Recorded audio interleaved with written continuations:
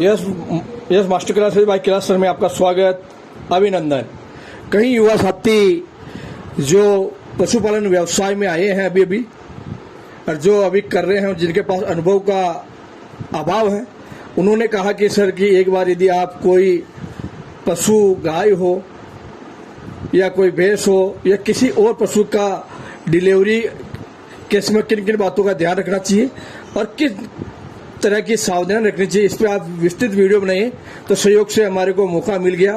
तो साथियों, सबसे पहले तो जिस दिन भी आपकी गाय की, भैंस की, भेड़ की, बकरी की जो आपकी प्रेगनेंसी हुई है, कंसीव जिस रोज उन्होंने गर्भ धारण किया, उस तारीख को आप नोट कर लीजिए, क्योंकि वैज्ञानिक दृष्टिकोण से भारतीय गोवंश का गर्भकाल 281 दिन माना गया है, भैंस का गर्भकाल 310 दिन माना गया है, बकरी का गर्भकाल 151 दिन माना गया है और भेड़ का गर्भकाल 147 दिन माना गया है।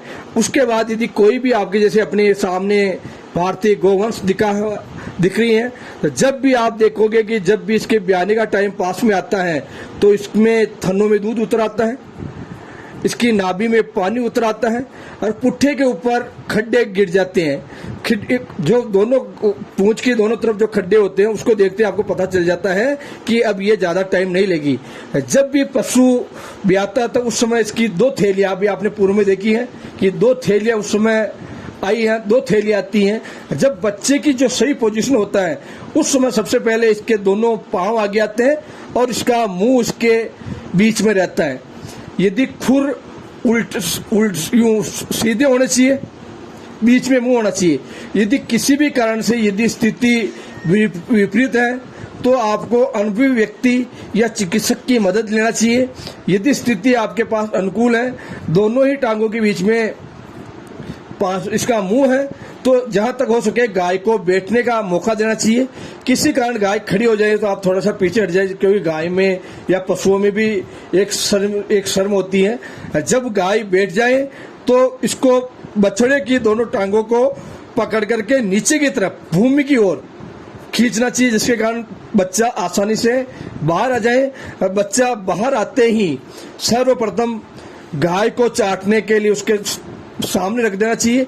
ध्यान रखना चाहिए कि जो उसकी नाभि है, नाभि में एक लंबा धागा होता है जिसको नाला बोला जाता है, जिससे पशु के गर्भ में बच्चा पोषण प्राप्त करता है, तो वो खिंच नहीं जाए। इसलिए आप एक धागे से उसके बिल्कुल नाभि के पास से अच्छे धागे से, साफ धागे से उसको नाले को बांध दीजिए और बिल्कुल नया ब्लेड को जो अतिरिक्त जो लंबा जो नाला है, जो प्लेसेंटा लटका हुआ है, उसको आप काट देना चाहिए साहब। क्योंकि यदि अपन देखते हैं ग्रामीण अंचल में कहीं व्यक्ति जब ब्लेड नहीं मिलती है तो पुराने चाकू से या पत्थर से काटते हैं, वो तकनीक गलत है। बिल्कुल साफ धागा लीजिए, नाभि के पास से बांधिए और उसके बाद बिल्कुल नई ब्लेड से इसका नाभि काट करके वहां टिंचर आयोडीन उपलब्ध हो तो लगा देना चाहिए, ये इसकी जिसके कारण उसमें किसी भी प्रकार का जीवाणु ग्रसित न हो। उसके बाद पशु के को चाटने दीजिए उसी समय, क्योंकि कभी कभी कई बार जो थैली है वो मां के गर्भ में फूट जाती है, तो जो गर्भ का जो पानी है वो बच्चे के मुंह में चला जाता है।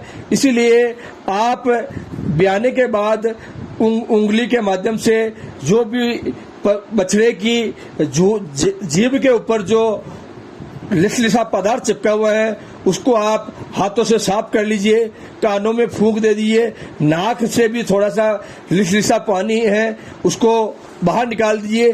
किसी कारण से आपको लगता है कि यदि पानी ज्यादा है तो बच्चे को उल्टा कर दीजिए।